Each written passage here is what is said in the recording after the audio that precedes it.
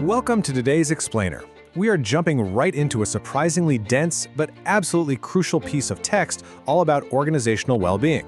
Honestly, it's a short source, but it completely challenges everything we think we know about how we work, how we lead, and how we build organizations that actually survive long-term.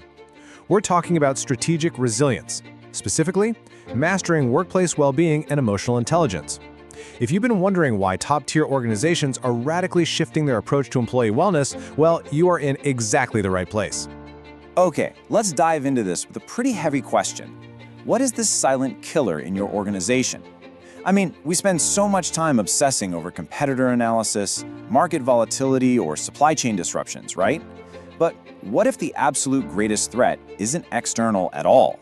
What if there's this unseen force quietly humming in the background, secretly undermining your workplace, draining your resources, and just actively eroding your potential for success?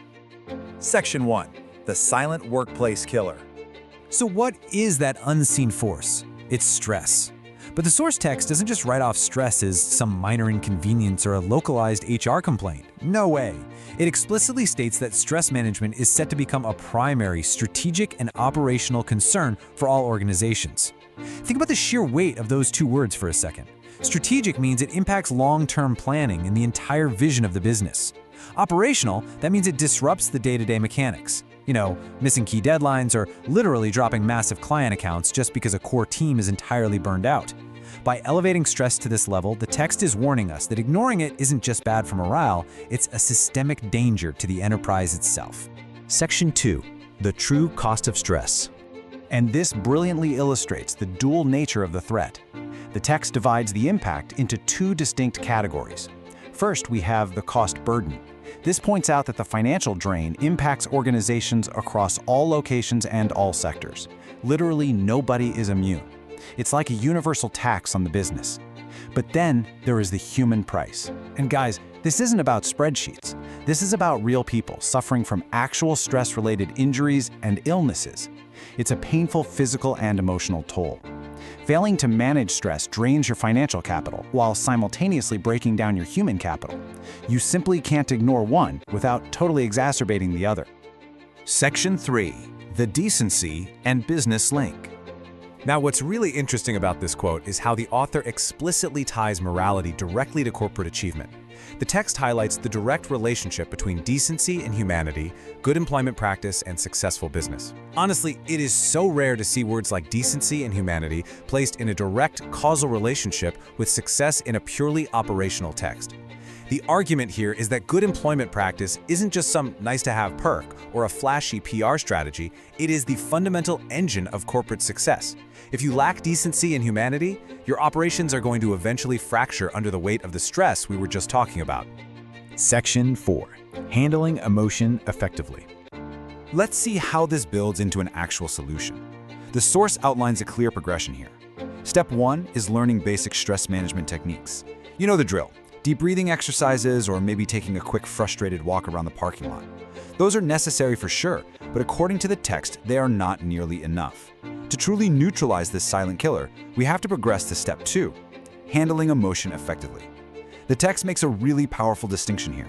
It points out that true organizational resilience requires moving way beyond just treating the superficial symptoms of stress, and actually diving into the complex reality of human emotion. So the crucial point is that emotional effectiveness is the ultimate differentiator. The text clearly states that this kind of training goes beyond standard stress management techniques to actually help participants handle emotion. Think about it. If you just hand someone a branded corporate stress ball, but you don't teach them how to process the overwhelming anxiety of an impossible deadline, well, you've only masked the symptom, right? Emotional intelligence means giving people the cognitive tools to pause, identify their emotional trigger, regulate their response, and navigate interpersonal conflicts constructively. Handling that underlying emotion is where the real structural fix actually happens. Section 5. Building sustainable productivity. The promised outcomes here are honestly transformative. First up, we see a boost in productivity in sustainable ways. I really want to emphasize that word, sustainable. I mean, sure, anyone can boost productivity for a month by burning their team to the ground, but effective stress and emotion management creates productivity that actually lasts. Second, it creates a happier organization. And third, it fosters a stress-free workplace. According to the source material, these aren't just pipe dreams, they are the direct, tangible results of treating decency, humanity, and emotional intelligence as absolute strategic business imperatives. Which leaves us with one final provocative thought to wrap up our explainer today. Is your organization simply managing stress, or is it mastering emotional intelligence? Are you just putting band-aids on the cost burden, or are you actively addressing the human price by teaching your teams how to process and handle emotion effectively? The source makes it incredibly clear that the future belongs to the organizations that do the latter. Thank you so much for joining me to explore these insights, and I will leave you to ponder that vital question.